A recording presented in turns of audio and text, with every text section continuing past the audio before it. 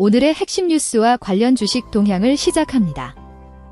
오늘의 첫 번째 핵심 키워드는 SK하이닉스입니다.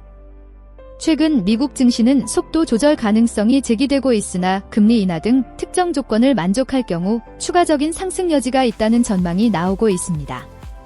한편 SK하이닉스는 최근 생산직 채용 공고를 발표했는데 특히 대학 졸업자들이 학력을 숨길 수 있는지에 대해 많은 문의를 하고 있어 관심이 집중되고 있습니다. 미국 증시가 속도 조절 가능성을 보이고 있지만 금리 인하가 이루어진다면 추가 상승의 기회가 있을 것으로 예상됩니다. 이러한 상황에서 SK하이닉스의 생산직 채용 소식은 반도체 산업에 대한 기대감을 높이고 있으며 이는 해당 기업의 주가에도 긍정적인 영향을 미칠 가능성이 큽니다. 따라서 투자자들은 SK하이닉스를 주목하며 시장 동향을 주시하고 있습니다. 관련 종목은 SK하이닉스입니다. 오늘의 두 번째 키워드는 국제에너지기구입니다.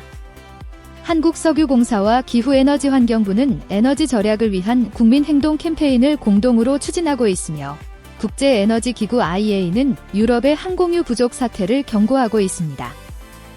오늘의 세 번째 키워드는 내일 날씨입니다. 주말인 내일은 서울의 낮 기온이 27도까지 오르는 등 초여름 날씨가 예상되며 남부지방과 제주도에는 비가 올 것으로 보입니다. 또한 이 지역들에는 강풍이 예보되어 있어 주의가 필요합니다.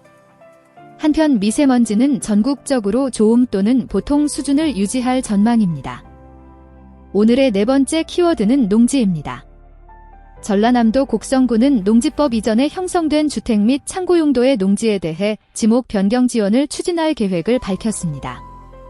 이에 따라 해당 토지 소유자가 지목 변경 신청을 할 경우 행정 절차를 간소화하여 진행될 예정입니다.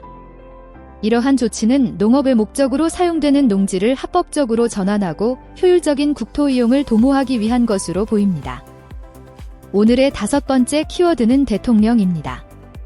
이명박 대통령은 호르무즈 해협 봉쇄 이후 처음으로 홍해를 통한 원유 운송에 성공했다고 밝히며 이는 정부와 관련 부처가 합심한 결과라고 평가했습니다. 또한 이번 성과를 통해 에너지 안보를 강화하고 국민의 삶을 보호할 수 있을 것으로 기대된다고 말했으며 앞으로도 이러한 협력이 지속되어야 한다고 강조했습니다.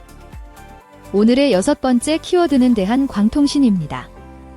최근 젠슨 황 엔비디아 CEO가 광통신 기술을 언급한 후 국내 광통신 기업들의 주가는 급격한 변동을 겪고 있습니다. 이는 인공지능 AI 시대의 도래와 함께 데이터 처리 및 전송 기술의 필요성이 대두되면서 광통신 산업에 대한 관심이 높아지고 있기 때문으로 분석되며 이에 따라 관련 종목들의 가격 변동성이 커지고 있는 상황입니다. 최근 젠슨 황 엔비디아 CEO가 광통신 기술에 대해 언급하면서 국내 광통신 기업인 대한광통신의 주가에 큰 변화가 있었습니다. 이는 AI 시대 도래로 인한 데이터 처리 및 전송 기술 중요성 증가에 따른 현상으로 해석됩니다. 따라서 향후에도 해당 기업의 주가는 시장 상황에 민감하게 반응할 가능성이 높습니다. 관련 종목은 대한광통신입니다. 오늘의 일곱 번째 키워드는 도지코인입니다. 최근 도지코인은 거래량이 늘면서 가격이 상승했지만 온체인 수요가 둔화하여 그 지속성이 의심받고 있습니다. 또한 비트코인이 박스권에 갇힌 상황에서 리플 XRP, 플라즈마와 함께 도지코인이 주목을 받고 있으며 미국 주식 로빈후드에서 약 30억 개의 도지코인이 대규모 이동을 해 시장의 유동성에 영향을 미칠 것으로 보입니다. 오늘의 여덟 번째 키워드는 박스오피스입니다. 영화 살목지가 개봉한 지 단 10일 만에 100만 관객을 돌파하며 국내 호러 영화 중 최단기간 흥행 기록을 세웠습니다. 이는 동시기에 개봉한 다른 작품들보다 훨씬 빠른 속도이며 이에 따라 손익분기점을 성공적으로 달성할 수 있었습니다. 오늘의 아홉 번째 키워드는 살목지입니다. 배우 이종헌이 출연한 영화 살목지가 개봉 10일 만에 누적 관객 수백만 명을 돌파하며 손익분기점을 넘겼습니다. 이는 이종헌의 첫 장편 영화 주연 작품으로서 더욱 뜻깊은 성과이며 이에 대해 감사의 인사를 전하기도 했습니다. 오늘의 열 번째 키워드는 삼성 라이온즈입니다. 삼성 라이온즈는 주전 선수들의 부상으로 인한 전력 공백에도 감독 전술 및 선수들의 분전으로 6연승을 기록하며 리그 1위 자리를 지켰습니다. 특히 상대 팀인 한화가 결정적인 순간마다 수비에서 실책을 범하면서 승기를 내줬고 그 결과 삼성의 연승 행진을 막지 못한 것으로 보입니다. 오늘의 11번째 키워드는 선거입니다. 더불어민주당 정청래 대표는 부산 북강서갑 등 재보선 지역구 전체에 후보를 내겠다고 밝혔습니다. 한편 신현국 전 문경시장은 국민의힘의 공천 배제에 반발하여 무소속 출마를 선언한 상황입니다. 이로 인해 해당 지역의 선거 판도가 요동칠 것으로 예상되고 있습니다. 오늘의 12번째 키워드는 안선영입니다. 방송인 안선영은 최근 4억 원의 횡령 피해를 겪었으며 이를 극복하기 위해 소유하던 명품 가방을 모두 처분하고 더 작은 집으로 이사했다고 합니다. 또한 그녀는 이사하는 과정에서 명품 가방들을 장애인 일자리 창출에 도움을 주기 위한 기부금으로 활용하기로 결정해 많은 이들에게 귀감이 되고 있습니다. 오늘의 13번째 키워드는 올버즈입니다. 국민연금이 주주대표 소송의 결정권을 일원화하여 앞으로 횡령 및 배임을 저지른 기업들을 대상으로 한주주권 행사를 예고하고 있습니다.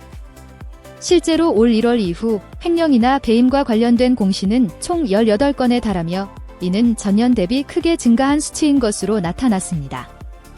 최근 국민연금은 주주대표 소송 결정권을 일원화하면서 횡령 배임 등 문제가 발생한 기업들에 대한 감시를 강화하고 있는데요.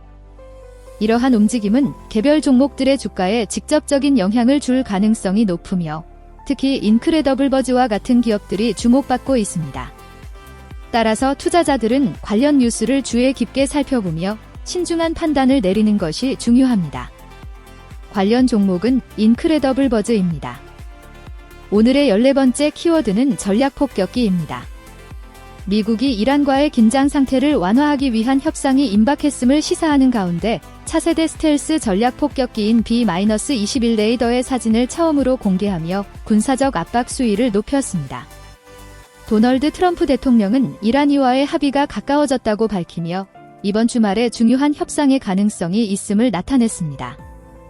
오늘의 15번째 키워드는 홍준표입니다. 홍준표 전 대구시장이 최근 이재명 대표와 청와대에서 비공개 오찬 회동을 가졌는데 이는 권력 구조 개편의 일환으로 해석되고 있습니다. 홍 전 시장은 현재 특정 정당에 속하지 않은 상태이며 이러한 행보는 향후 그의 정치적 거취를 결정하는 중요한 계기가 될 것으로 예상됩니다. 오늘의 브리핑은 여기까지입니다. 다음 영상도 함께 해주세요.